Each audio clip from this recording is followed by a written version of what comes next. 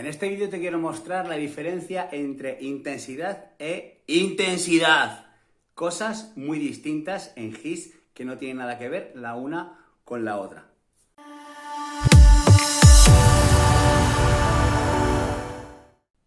Cuando hablamos de intensidad en un entrenamiento HIIT, nos referimos a la capacidad de incursión o la capacidad que se mide en esfuerzo, la capacidad de esfuerzo provocada en un entrenamiento.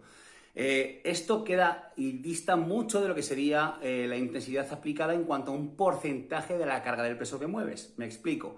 Hay mucha gente que entrena con la referencia de una repetición máxima, un RM. Entonces, imagínate que tú tienes un press de banca, 100 kilos a tu máxima repetición.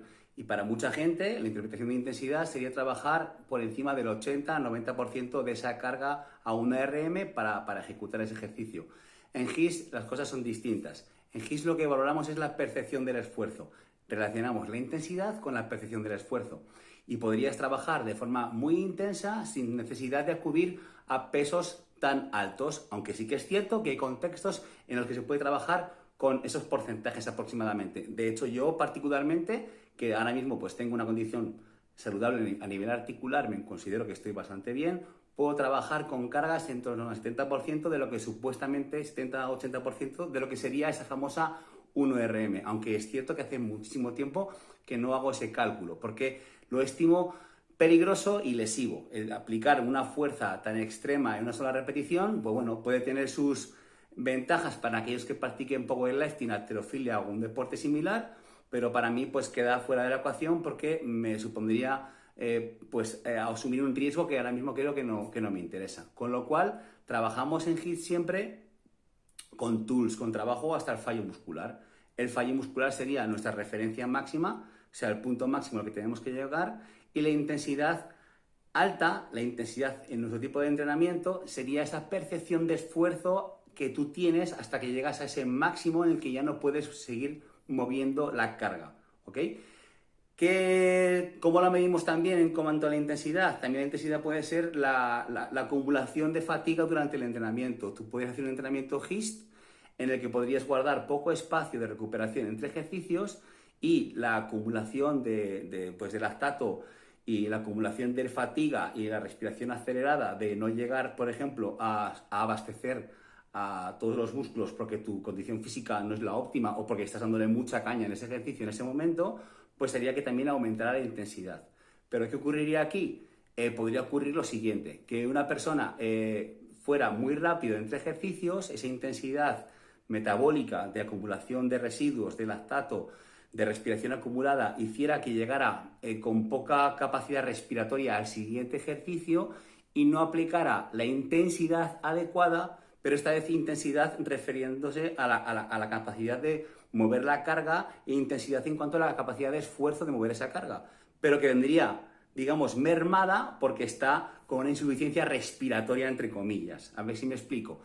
Si una persona quiere llevarse el beneficio del trabajo de fuerza y el trabajo metabólico, debería jugar entre ejercicios a una recuperación lo suficientemente alta, o sea, pasar el tiempo entre ejercicios lo suficientemente alto como para poder acudir al siguiente ejercicio sin demasiada demanda de respiración, sin llegar a agónico ni falta de respiración, o sea, con una intensidad alta pero moderada, porque si te pasas de velocidad entre ejercicios, ¿qué pasará en el siguiente ejercicio? Que vas a fallar no por un fallo muscular real, sino por un fallo cardiovascular, de que tu corazón y tus pulmones no van a ser capaces de dar abasto y se te va a quedar ahí pues el trabajo por hacer. Entonces es preferible calcular esto e ir acomodándose. Esto ocurriría en los siguientes, en los principiantes.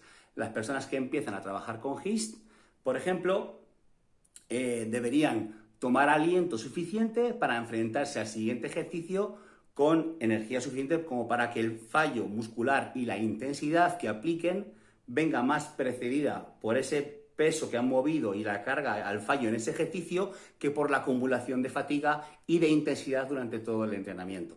Eso sería lo óptimo. Y conforme se van haciendo más fuertes, también su capacidad respiratoria y cardiovascular va a ir mejorando y van a poder juntar, de hecho, un poquito más los ejercicios en el futuro. Digamos que tu capacidad respiratoria va a mejorar y te vas a enfrentar al siguiente ejercicio dentro de unas semanas, de un tiempo, cuando te vas adaptando, vas a ir mejorando esa parte y vas a poder, digamos, juntar más los ejercicios.